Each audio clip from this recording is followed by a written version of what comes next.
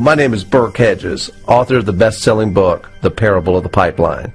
I open my book with a story about Pablo and Bruno, who take two very different paths in their quest for financial independence. What you're about to see is the delightful animated story of their adventure. So, sit back, relax, and enjoy the life-changing lessons in The Parable of the Pipeline.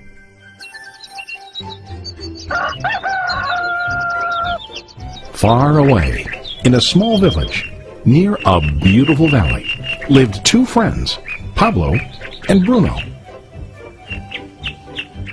They were both young and dreamed of a better life for themselves. They'd often discussed their dreams about how they would become the most successful men in the village. They weren't afraid of hard work, and they searched for opportunities to help realize their goals and achieve their dreams. One day, an opportunity presented itself.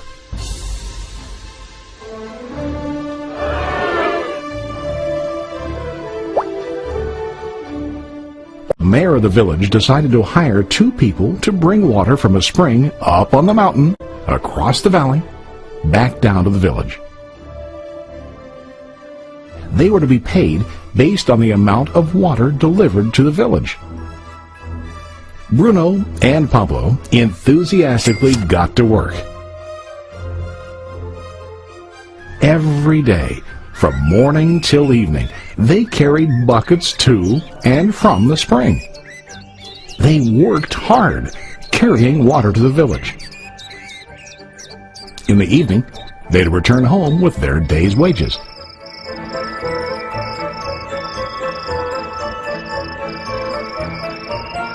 Bruno was satisfied with his work and the money he earned. He was sure that with this work he could achieve his dreams. Bruno thought that to increase his wages he could use bigger buckets to bring more water each trip. He believed with a larger income he would soon be able to buy a cow and the house that he dreamed about.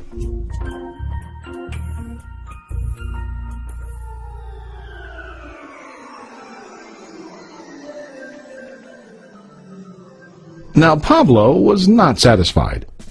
At the end of the day, his back and hands ached, and he was exhausted. He was looking for an easier way to earn more.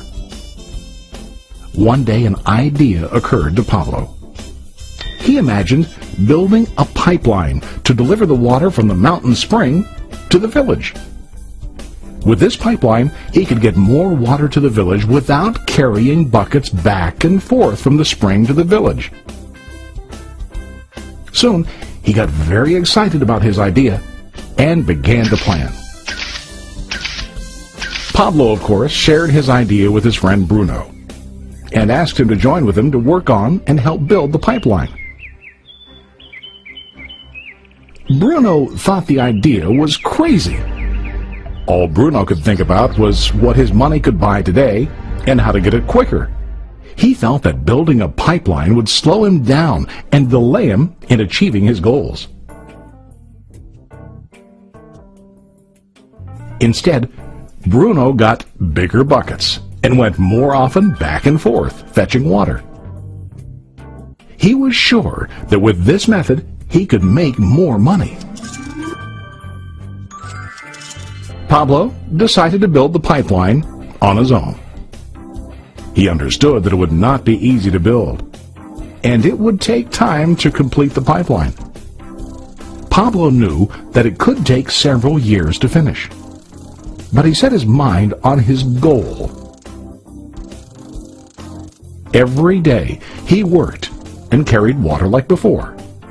But on weekends and during his spare time, he worked hard to dig in the rocky soil and build his pipeline. In the first month, there was little to show for his work.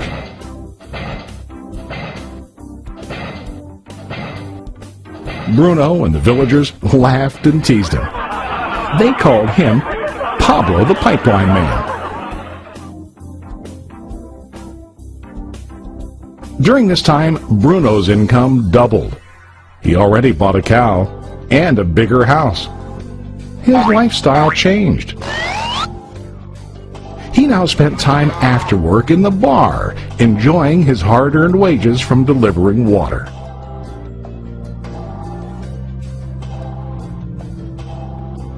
What Bruno didn't realize was that his body was starting to stoop from carrying heavy buckets every day.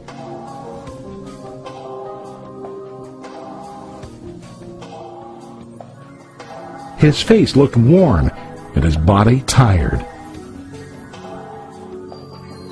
Soon, he began to carry less and less water due to the wear and tear on his body.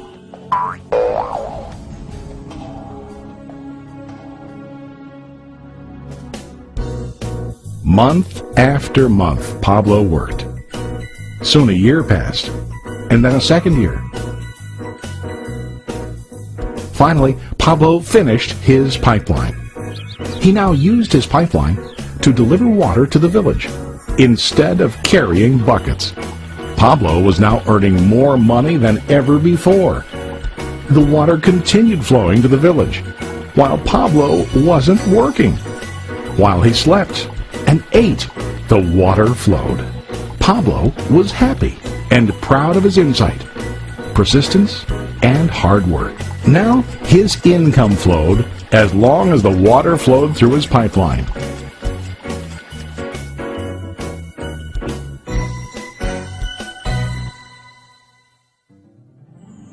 The story of Bruno and Pablo is a reflection of life.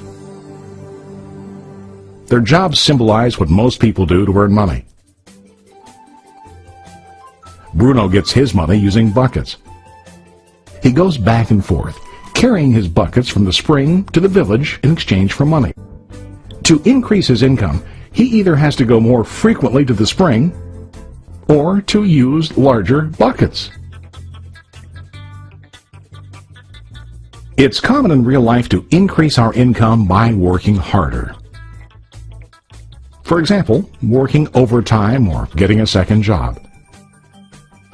We also increase the size of our buckets by accepting a higher paying position, which often includes spending more time on the job. Most of us exchange time for money like Bruno. We know that every person has only 24 hours in the day and that it's not possible to use all our time to work. The most difficult time comes when we can no longer exchange time for money due to age, health, or other reasons. Then, our income stops. Now let's review what Pablo did. Very wisely, Pablo did not exchange all of his time for a limited income, but he used some of his time to build a pipeline. He knew that the pipeline would bring ongoing income as long as the water flowed. An ongoing income that multiplied the time he worked each day.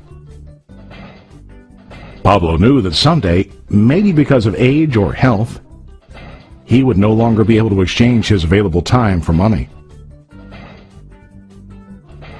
Pablo knew that if he could make his idea of a pipeline work, then he only has to do the hard work of building the pipeline.